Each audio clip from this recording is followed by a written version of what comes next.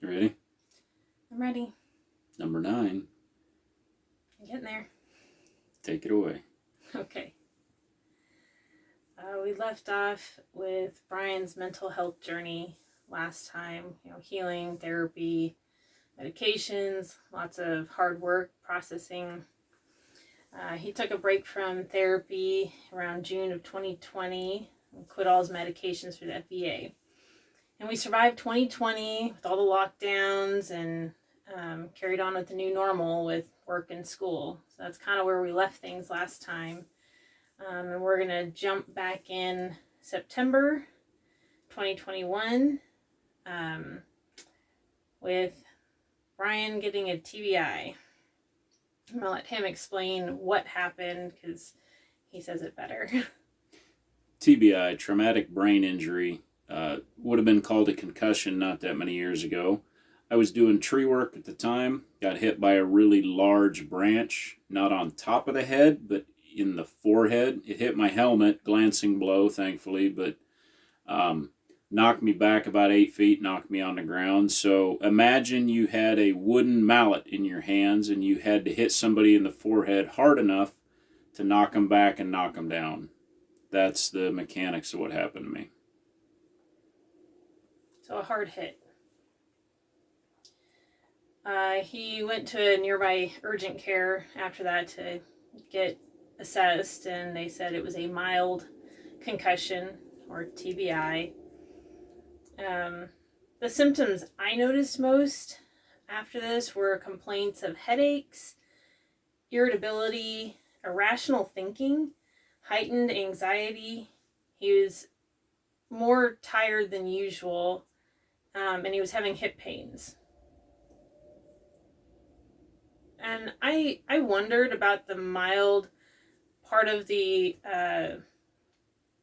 diagnosis for his TBI. I was, wondered, well, would having any past history with mental illness, with PTSD, would that have any effect on how they diagnose that? And from what I could find, no, it wouldn't. But what I did find is that with those with PTSD, or other psychological variables impede recovery of a TBI, especially if it's mild. So the takeaway was that it was going to take longer for Brian to recover from this concussion because of his PTSD. Now that information didn't really help with dealing with things. I know Brian was trying really hard to manage, but it was really tough. 1 minute he'd seem fine, and the next he'd be really angry, and I'd be trying to figure out what switch flipped, what happened, because it'd be such a drastic change between his moods and emotions. So I was kind of back to trying to figure out how to get us back to a calmer place. And the word I was looking for was that he was dysregulated. And I had no idea how to help him regulate in those moments, and it would happen really fast. And I resorted back to my old tactics of avoiding anything that I thought might set him off. If he did get upset, I'd try to fix it. And then if we had to discuss it or whatever, I would throw logic at it and just, try to, it's not that big a deal because da-da-da-da-da. And none of it really was helpful in those moments. It was pretty tough for all of us. Brian said that he felt like he'd been knocked back 10 years in his mental health journey. That all the progress he'd made over the past 4 years, it was still there, but it was inaccessible. He said it was like all the doors slammed shut and he couldn't open any of them, at least not without a lot of effort. So that was really hard for him to realize he didn't have the tools available to him in those moments. And this played into my struggle that I kind of talked about, I think, last time, of trusting the changes. The new Brian, I was always kind of waiting for, the other shoe to drop. Okay, is this really how it's going to be? Are we going to fall back into this other stuff? And here we were, and it was like going right back. And I had just started to let my guards down, and then here we were, and it was rather jarring. So as with things in life, there's always layers of things going on at the same time. And so around this time, we had been talking and discussing and decided that we had our 5 kids. My pregnancies had been getting harder. I was getting older. And so we decided it was time, that we were done having any more kids, and we were going to get rid of the rest of the baby stuff. So the crib, the high chair, clothing, that kind of stuff, and transition the nursery into our son's room and rework the space.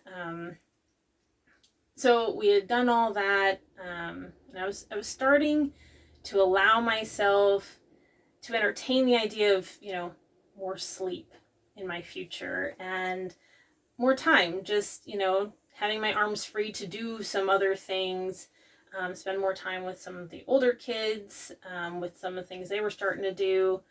And so I was starting to kind of wrap my head around this new reality of me without a baby on my hip. And about a week after Brian's TBI, I started to feel miserable. I was nauseous, shaky, and I was really stressed out because I was pretty sure I was pregnant, and I was terrified. September 29th, I had a positive pregnancy test, and Brian was there with me, to see the results, and he was really positive about it. I was a wreck. I immediately started thinking about the logistics, the fact that we just got rid of all the things. We had converted the room, the nursery wasn't there anymore. And more of the worry was just, I didn't know how we were going to do it. How we'd fit another kid in our small house. How to care for the baby now that I didn't have a room for the baby and I to not be interfering with Brian or the kids, and how I'd be able to give time and energy to the older kids. And then time for Brian and I to keep working through our struggles. As kids were getting older and less needy, it was nice to have time to actually work on things together. I was also really stressed out about work.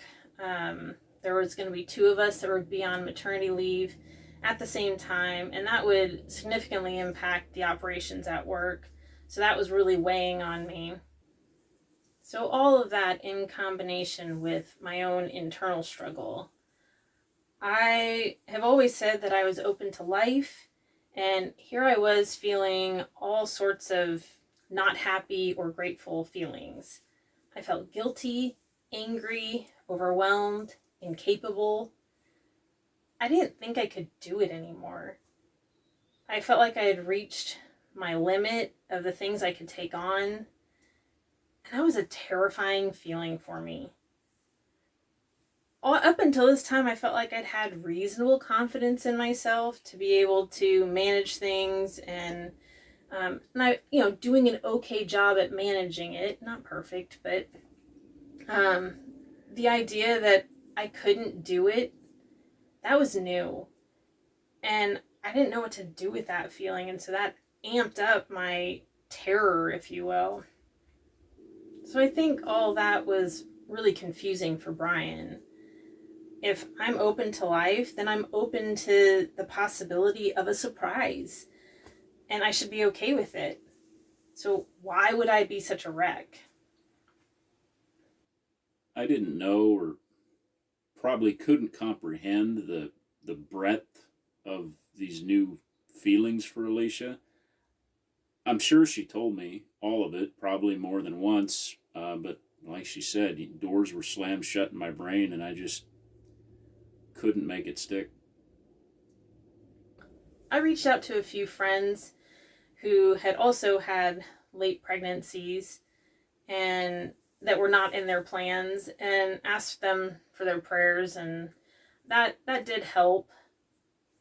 So I was on an emotional roller coaster, struggling to hold it all together. And Brian was still struggling with his TBI. But I felt like I had to keep it all together. There wasn't time or room for me to fall apart because his problems were taking precedence. And I wasn't doing real well to be able to deal with Brian's struggles. And he wasn't in a good state to deal with my struggles. So things were really difficult for us during that time. No fun. No.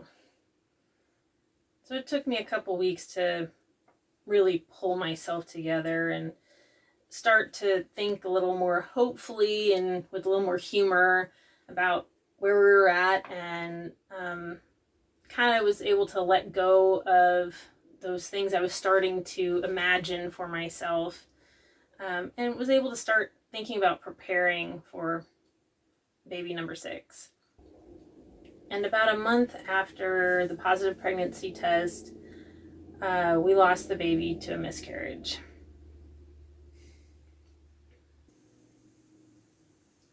So now I was really sad, but also relieved, which then made me feel extremely guilty.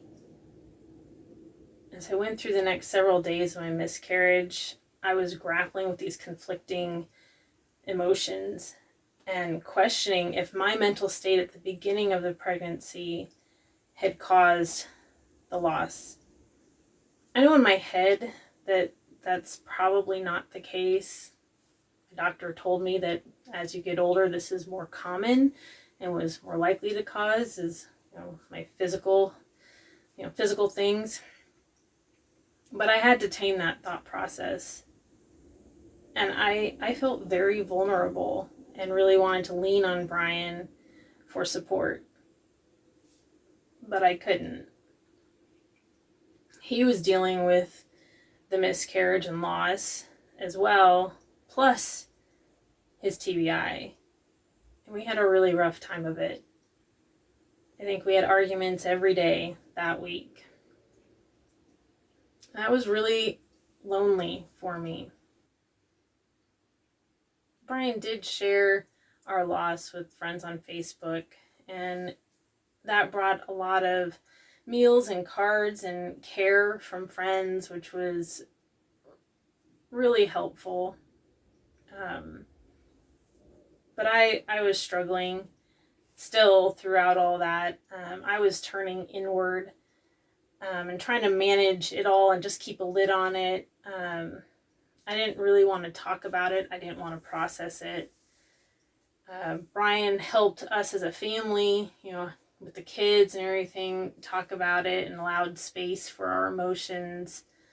But I struggled through it all. This was a really terrible time for us.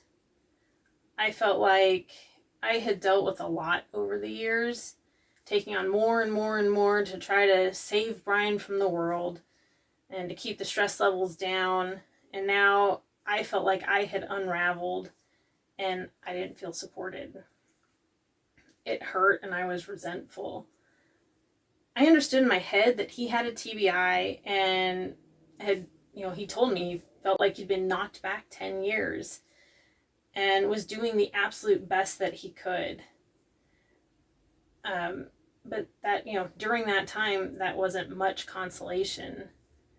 All I could think was, I have to hold it together no matter what. Otherwise, there wasn't anyone to manage things. Now, that's not really true, but those were the feelings I had. And I've had to work through that since then. So this was an interesting time period for us because in some ways we had a reversal of roles. Brian was the caregiver instead of me.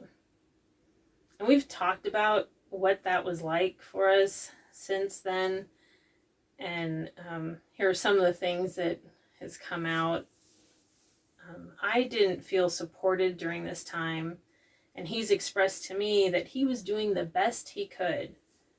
And I don't know how many times I've said that to him and said it to myself even during the years trying to deal with his PTSD, even before we knew it was PTSD, that I was trying as hard as I could and I was still falling short of what he needed. I felt like in this time that I had to manage it all on my own. I felt lonely. And Brian's told me over the years so many times that he felt like he had to fix himself, that he was all alone. And that often hurt for me to hear because I felt like I was doing everything I could. I was there. I'm willing to help. And I couldn't. And I know it hurts Brian to hear me say that I felt alone and unsupported. Lastly, in my head, I was unraveling, but I thought I was holding it together pretty well outwardly. In actuality, Brian was making sure things got taken care of, and more than that, he was making sure the kids were feeling safe and dealing with their emotions, because even though I thought I was doing pretty well outwardly, they could tell that I was a wreck, and it was causing a lot of insecurity and fear. And so Brian was having to manage all of that, which I tend to call damage control, which is something I feel like I've done a lot over the years during PTSD years. So we got some insight into what the other may have been feeling throughout the years when Brian was struggling the most with his traumas and me trying to care for him. It isn't easy for either person. It's hard work. It takes a lot of love. Doing some heavy lifting. Yeah, I know, I can feel it. Yep.